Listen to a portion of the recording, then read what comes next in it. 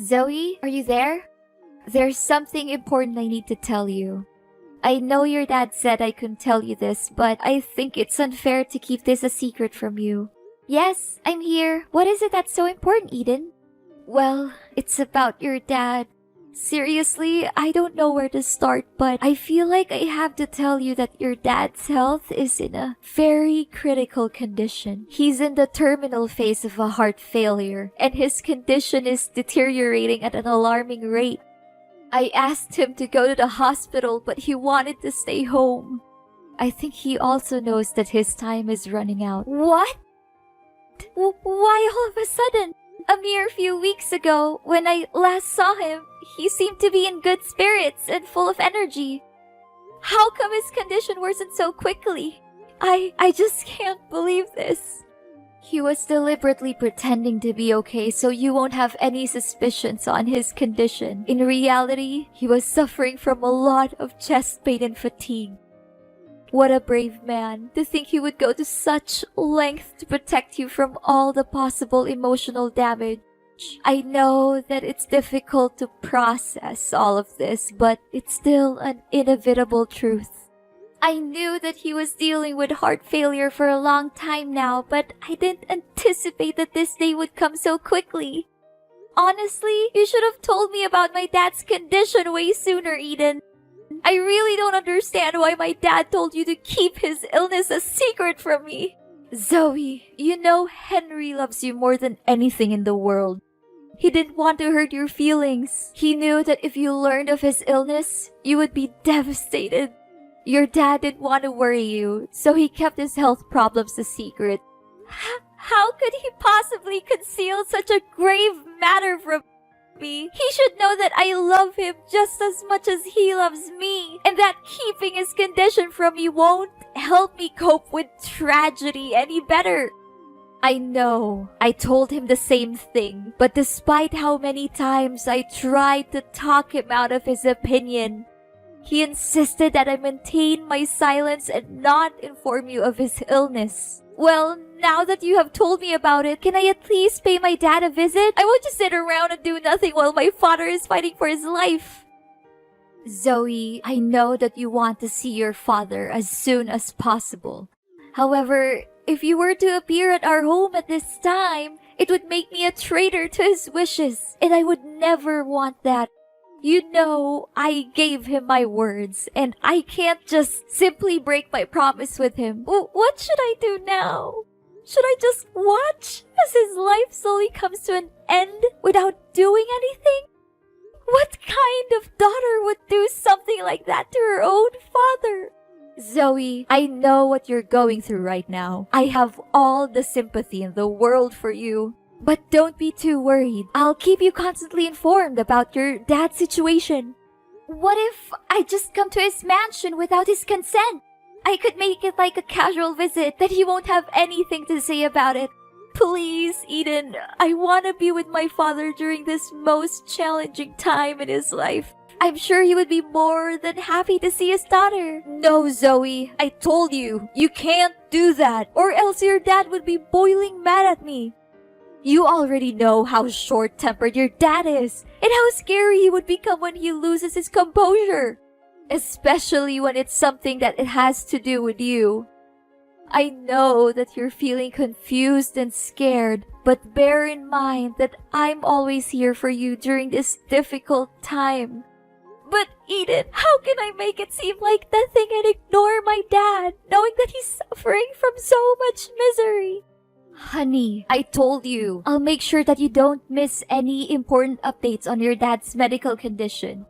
All you need to do right now is to clear your head, pray, and hope for the best for your father. He's a tough man. Although the chances are slim, he hasn't given up on his life yet. Fine, I understand that it's impossible for me to visit my father. However, I don't want to trouble you too much about my father's condition. So can you please at least provide me with contact details of his private doctor, Mr. Davis?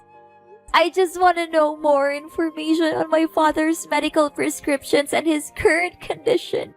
Oh, I forgot to tell you. Mr. Davis no longer works as your dad's private doctor anymore. He told us that he was experiencing some family difficulties and resigned shortly thereafter. Now, Dr. Brown is in charge of supervising your dad's health. Oh, okay. Would you be so kind as to give me Dr. Brown's phone number so I can have a word with him? Please send me as soon as possible because it is really important for me. Honey, you don't need to worry yourself too much with your father's treatment by contacting his private doctor. Me and Dr. Brown have everything under control. We always keep a close eye on Henry's situation and immediately interfere if anything goes wrong. I can't help but think that you're doubting my ability to take care of your father, and I feel a little offended by that. No, Eden, you're misunderstanding me. That's not what I meant at all. I believe that you have seen with your own eyes how well I have always taken care of Henry throughout the years. I undertake the daily tasks of cooking his meals, ironing and laundering his clothes, cleaning the bedroom, and ensuring that his workroom is spotless. I could ask the maids to do all the housework, but I don't want to. I think it's important for me to be a hands-on wife and take care of my husband myself. Zoe, I don't want to say this out loud, but I knew that you disliked me from the very first day I set foot in Henry's house. Is that correct? Well, I don't blame you. It's a bad reputation that stepmothers always have to bear on their shoulders. Eden, I'm sorry. It is true that I didn't have a good feeling about you marrying my dad from the start because I thought it was a hasty decision. But as I came to know you better, I came to realize that you truly love and care for my father. In fact, you were the one who strongly opposed my father's decision of forcing me to move out of his house due to certain misunderstandings between us, and I'm really grateful for that. I want to know more about my dad's condition, but that doesn't mean I don't trust you to take care of him. Those are two different things. Fine, honey. I'll give you Dr. Brown's contact. But don't worry too much. As I said, me and Dr. Brown have everything under control. Zoe, honey, I feel as though I've been stabbed by 100 knives in my heart. I cannot believe it happened so quickly. What is it, Eden? Is it about my dad? Yes, darling. Henry passed away peacefully in his sleep. This morning, when I entered his room, I noticed that he was no longer breathing. I immediately called Dr. Brown, who arrived shortly thereafter and conducted a thorough examination. He confirmed that your father had no signs of life. I am so sorry for your loss, Zoe. I know how you must be feeling at the moment, and I am feeling the same way. Oh, Father! So this day has finally come. I really don't know what to say right now other than thanking you for being by my dad's side during his last days of living. This is an extremely heartbreaking situation, and none of us would have wished for this. I understand that this is a difficult time for you, and I want to assure you that I have already taken care of the funeral arrangements. Your father's funeral will be held at his mansion within 1 week. It'll be a discreet one among family members, just as your father's will. I will inform you of the exact date and time as soon as it's finalized. I got it. Thank you for taking care of everything. I seriously don't know what to do without you. Did Father leave any parting words for you before he passed away? Henry was a thoughtful and prudent man, as you know. He had already carefully planned everything, including who would inherit his estate. According to his will, I, his legal wife, will be the sole beneficiary of his belongings and financial assets. This decision is clearly stated in his testament, and I am confident that you will not contest it. I'm sorry, Zoe, but you will not receive a single penny from your father. I find it weird that he didn't leave me anything in his will. I'm his daughter, and he loves me just as much as he loves you. He even hid his illness from me to protect me. I don't think he would have left me out of his will on purpose. Zoe, just accept that you no longer have a place in Henry's heart. I have been his primary caregiver for many years, and he has come to rely on me more than on you. You may not realize it, but the bond between you and Henry has weakened over time. In fact, he may have stopped caring for you altogether. That is why he decided to leave me all of his assets. he knew that I am the person who deserves them the most. No! It's simply not true what you said. My father's love for me has never diminished, even after my mother's death.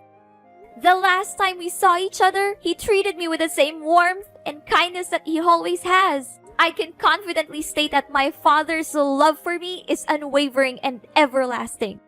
You may continue to cling to your delusion about your father, but you cannot deny the fact that I am the rightful heir to Henry's vast fortune. If you have any objections to your father's will, you are welcome to come to my house and I will show you the testament that he personally wrote. I am confident that you will be able to identify his handwriting and signature very quickly. Admit it, Zoe. Now you're nothing more than a pitiful and abject failure. And me? After all those years of enduring that disgusting old man, I can finally achieve my goal, to acquire his fortune and a lot of it. What? What do you mean? Are you implying that you married my father solely for his wealth? I find your old father so disgusting that I have to hold back from throwing up every time I have to sleep with him. Do you really think that a beautiful young woman like me would be with your father because I loved him? That's the most ridiculous joke I've ever heard in my entire life. What? So you're saying that all of the years you spent caring for my father were nothing more than a calculated and deceitful ploy to gain control of his vast fortune? I was totally convinced that your words and actions were genuine. I believed that you were truly committed to watching over my father's well-being.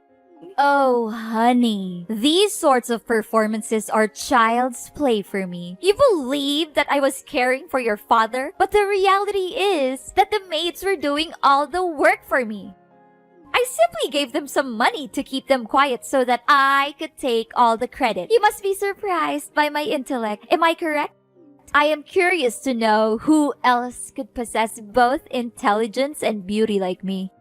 Eden, you're a person of astonishing shamelessness, greed, and despicable deception. I never imagined that you would be the kind of person. I believed that you truly cared for my father and that your intentions were genuine. The thought of how you pretended to be nice to me and my dad makes me shiver. And by the way, sorry that I got you kicked out of the house. I would be surprised if you didn't miss the days when you lived in your father's grand mansion, now that you've been reduced to living in a tiny rented house. I can only imagine how cramped and uncomfortable it must be for you after being accustomed to such luxury. Well, it is a life that you have earned, one that is fitting for a little brat like you. What? You were the one who orchestrated my being kicked out of the house? Who else could it have been? You were angry at your father for not letting you go out with your bad friends. So I took advantage of the situation and snuck into your father's workroom and burned his important documents to ashes. Afterwards, I took your father's phone and texted you to come into the room. Hardly had you stepped foot into the room when your father came in, catching you red-handed in the midst of the compelling crime scene. Now that I think about it, I still can't understand why my father was so certain that my friends were delinquent. It was you who planted those ideas in his head, wasn't it? Oh, I thought that someone as dull as you wouldn't be able to grasp the situation so quickly. But bingo! You got that right. Prior to that, you were also involved in a number of other incidents, such as stealing your father's money, throwing away your father's wedding ring, or destroying his wedding photos with me. Of course, all of these troubles were orchestrated by me, and they, along with the incident in which your father's documents were burned, are more than enough reasons for you to be excluded from the house. You were the one behind all of this? I cannot believe that I was so foolish not to see it. To think that I felt indebted to you for defending me against my father, when in reality, it was all just an act. Your character is so loathsome that I am ashamed to have ever associated with you. A wicked witch like you will not get away with your sins. You may blame me all you want, but it will not change the reality that your father gave me all of his inheritance, leaving you completely penniless. Do not be too sour, Zoe. Perhaps if you alter your conduct, I would consider giving you a chance to work as a maid in my home.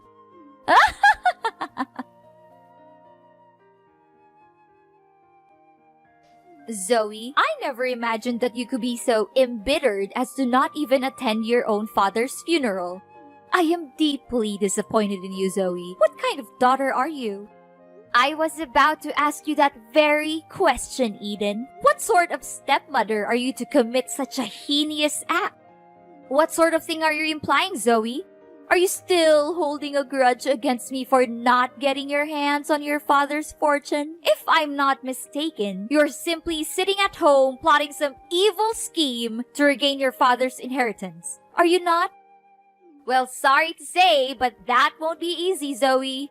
You know very clearly that I am the rightful owner of your father's legacy.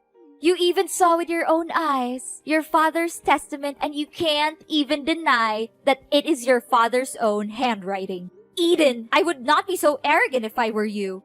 In fact, I suggest that you prepare to face your worst nightmare for the vile crime that you committed against my father. What crime are you referring to? Are you perhaps fantasizing again? Don't attempt to deceive me with your pretense of innocence.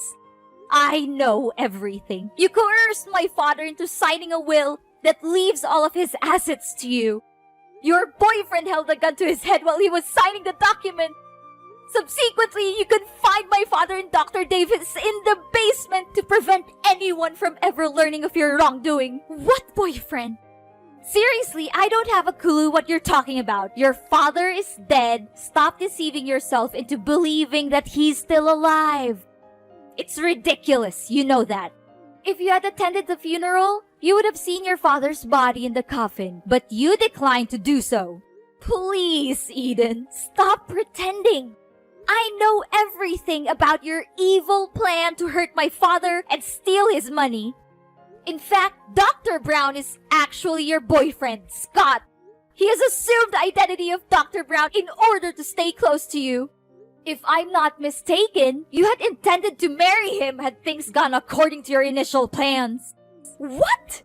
Don't just level such an accusation against me without any proof to support it. Do you seriously believe that I will allow you to continue defaming me in this manner? I'm calling the police. How dare you deny your crime and ask for evidence? My father and Dr. Davis are the living proof of your wrongdoing. I found them tied up in the basement of my father's mansion, and I was able to free them. The police will soon find out about you and Scott's crime of kidnapping. You should prepare for that. It's useless to deny it because Scott has already confessed. How could he have been so foolish? I refuse to believe it. Don't try to trick me. I won't fall for it. There's no way that Scott would admit everything. I suspected something was wrong from the start, so I asked Dr. Brown for my father's medical record. I found out that he prescribed the drug that my dad was allergic to, which only me and Dr. Davis knew about. I investigated and found out that Dr. Brown is a fraud with no medical knowledge. He eventually pleaded guilty to his crimes and said that you were his accomplice. What? How could Scott be so stupid to commit that simple mistake? I knew that I could never put my trust in that useless man. Don't just blame your boyfriend for your plan failing. You also messed up. I think you thought I would go to my dad's funeral, so you left the house unguarded. That gave me the perfect chance to sneak in and rescue my dad and Dr. Davis from the basement. No! It's unbelievable that someone as dull as you could have figured out my plan so easily. I cannot believe any of this. Eden, you are a liar and a cheat. You pretended to be a good wife and caregiver to my father, but you were actually having an affair with Scott. Dr. Davis found out about your affair with Scott and told my father. You and Scott were scared, so you attacked them and locked both Dr. Davis and my father in the basement. No, please stop talking. I've heard enough. In a subsequent act of desperation, you and Scott devised a meticulously crafted scheme to conceal your crime. You claimed that my father was seriously ill and even faked his funeral in an attempt to throw off suspicion. The figure that lies in the coffin is not my dad's corpse, but a wax effigy that has been crafted with painstaking precision. Furthermore, I also found out that you hadn't even informed the state about my father's death. So there's no way that my father's death was real. Oh no! I can't believe I figured it all out. Please do not turn me into the authorities. I didn't want to do what I did, but your father left me no choice. He threatened to disinherit me and leave everything to you. I was afraid of having to give up the lifestyle that was funded by wealth and privilege, which I had been enjoying all the time. What could I do in that situation? Henry forced my hand. It was not my fault. I would do anything to make it up to you and your father. I would go away and never bother you again. I would give up everything I've just to be forgiven. Please, I'm begging you. Don't call the police. I'm not a bad person. I was just trying to survive. Please give me another chance. After the dreadful crimes you committed, now you would still dare to claim that you are not a bad person? Your actions against my father were utterly unforgivable, and you deserve the most severe punishment. The police are already on their way to arrest you. And don't even think for a moment that you will be able to escape justice. After a lengthy investigation, the police finally apprehended Eden and her lover, Scott, for their heinous crimes of illegal captivity and fraud. The two were subsequently tried and convicted, and each sentenced to 7 years in prison. This sentence is a just and fitting punishment for their cruel and unscrupulous actions. Upon being liberated from their imprisonment, my father and Dr. Davis showered me with praise for my keenness in solving the case. My father also expressed his regret for not heeding my counsel in the first instance and forcing me to move out of his house. He then extended an invitation for me and my spouse to relocate to the mansion and reside with him. Ultimately, it was not my father who was at fault for the events that transpired. Rather, it was my wicked stepmother who was having an extramarital affair and subsequently devised a plan to seize my father's fortune. In the end, justice was served. Although what happened to my father and me was disheartening, it also served to strengthen our bond as father and daughter. It is always essential to never give up on the people we care about and to be willing to open our hearts when they offer us a sincere apology for the mistakes they made in the past. Hi, Heather. Do you have a minute? Hi, Erica. How are you? How are your wedding preparations coming along? That's the thing. You are Ken's mother, and I am sorry, but I don't want you to come to our wedding. Huh? What do you mean? I am the mother of the bridegroom, remember? But I'm sorry. You are a single mother, right? Why are you asking me that? I mean, yeah, I have raised him on my own. Moreover, I heard that your marriage was a shotgun wedding. But you ended up becoming single and raised Ken on your own, didn't you? That's right, but what does it matter? Are you trying to say that there was something wrong with the way I raised him? That's not what I mean.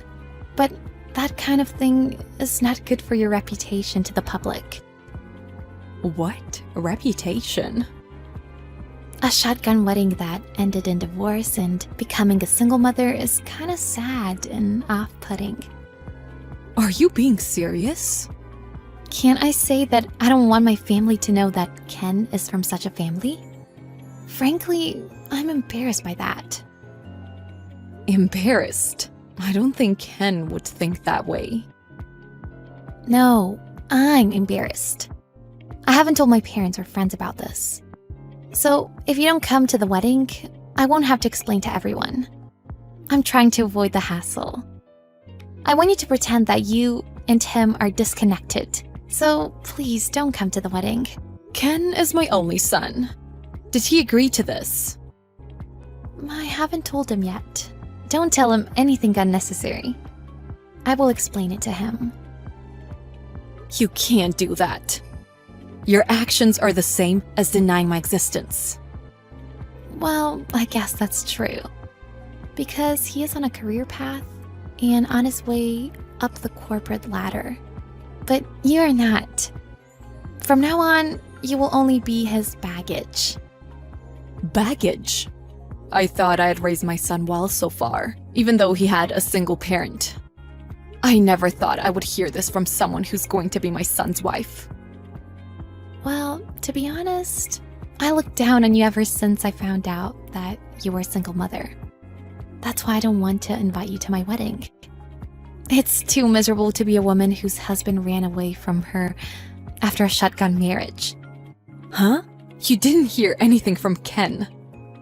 Because it's taboo among us to talk about you. I don't want to hear a story about some poor, miserable woman. And when I hear it, I don't know how to respond. It darkens my mood. How can you say these things? Moreover, Ken is a good, family-oriented guy, and I don't think he would ever think like that. He's fine without you. He has a connection through his work, and I got a free dress from a world-famous designer. So we don't need your help at all. You haven't heard that story properly from him either. You should have a proper talk with him before you speak to me this way. It's a waste of time to have that kind of conversation with him.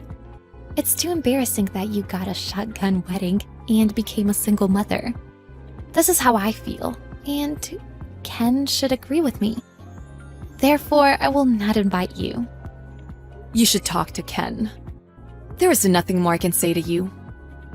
I suggest you have a proper talk with him before you do something you'll regret. Hey Ken, about your fiancée, Erica. Has she said anything strange to you? What, Erica? Nothing in particular, no. What's wrong? Did she do something? About the dress, about your father. Are you talking to her properly? I'm trying to talk, but she won't listen to me. She doesn't want to hear about it, especially when it comes to my family. But I'll tell her before the wedding. You'd better. She seems to be wrong about a lot of things. She's the type of person who, when she gets an idea, just goes with it. Well, that's one of the cute things about her, but I have to admit, she's a bit of a handful sometimes. I see. If you're happy, that's good, but anyway, please explain things to her properly. You're right. She and I are going to be a family from now on, and I have to explain it to her. I'll have to tell her not to say anything bad towards you. She's already said something to me. What? What did she say? It's nothing. Well, I know you're busy with your work, but don't overdo it. Hey, you're not planning on coming to the wedding, are you? Huh? You still haven't talked to Ken properly, have you? No, but that's not the point. Whether I talk to him or not, I'm not allowing you to come to my wedding. Why do you hate me so much? Maybe you should listen to what people say. I don't want someone with your background and reputation at my wedding. You really are rude. You seem unwilling to listen. I told you I don't want to hear it. You'll ruin the wedding, so please don't come. Oh, okay. Then I won't go. I don't want to speak with you after this either. Do as you please. I know you're a crazy person, but I put up with you because you were the one Ken chose. I am no longer interested in you. If you want to disassociate yourself from me, you can do so. I have no problem at all. I'll do so then. This has taken a lot of the burden off of us. Goodbye. Don't come to my wedding, shameful woman. Goodbye. You don't have to contact me anymore.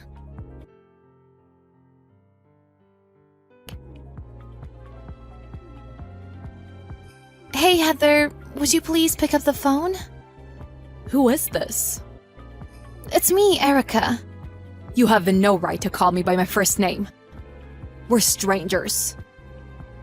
I'm sorry for everything. Really. You can come to the wedding today, right? No, I don't intend to. What? Why?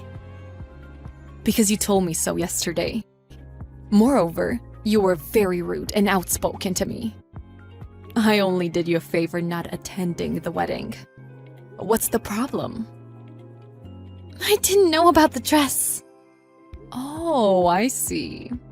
It was a shame to learn on the day of the wedding that the world-class designer Ken was referring to was me.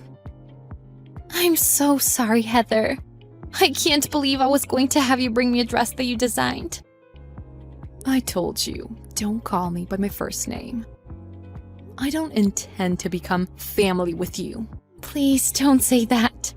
Ken said he was planning this dress thing to be a surprise. So he didn't tell me. So this is not my fault. That being said, it's not right to blame Ken. Regardless of the circumstances, the fact remains that you were super rude and disrespectful to me. Nothing you say now will change my mind. Please don't say that. I can't have a wedding without a dress. Where is my dress? It has already been delivered to the venue. I am a professional. I would not personally deliver a dress. But I don't think you need that anymore. What?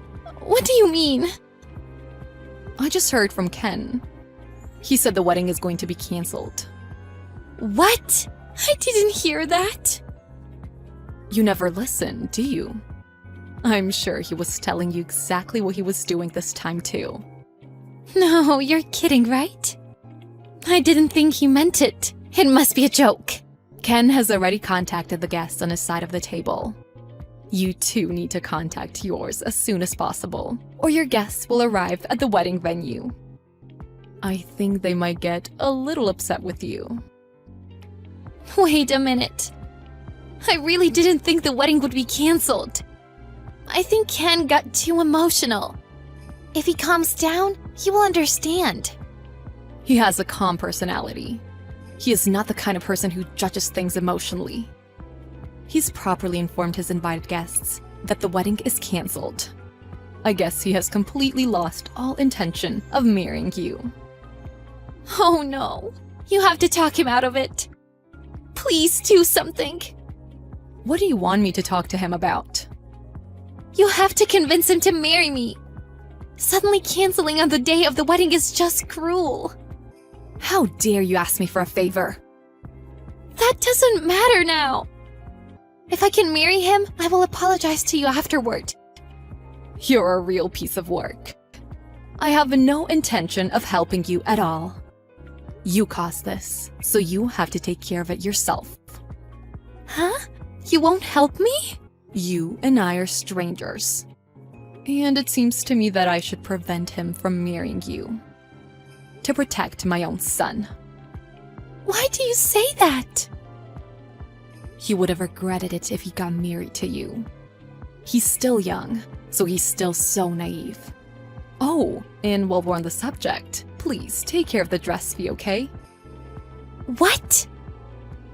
If you were to marry him, I would have given you the dress as a gift.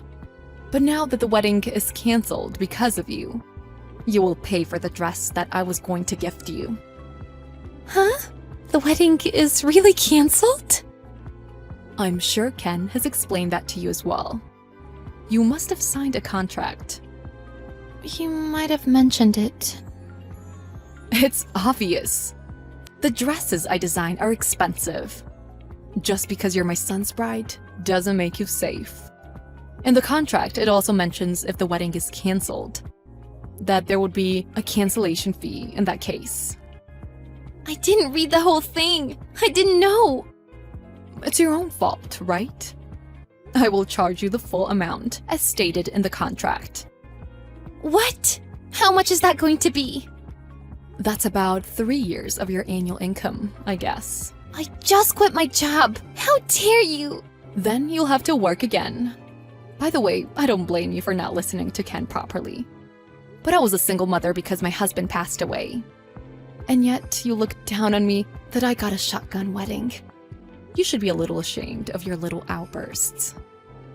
Huh? I didn't know. I'm so sorry. You should reflect on yourself and stop judging people without even knowing them well. Well then, before you embarrass yourself, you might want to inform your guests that the wedding has been canceled. Goodbye, you shameful woman.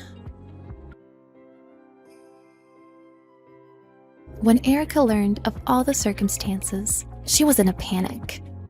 She pleaded with Heather to come to the wedding, but was ignored. Moreover, Ken, the groom, also found out about Erica's true nature. He called off the wedding.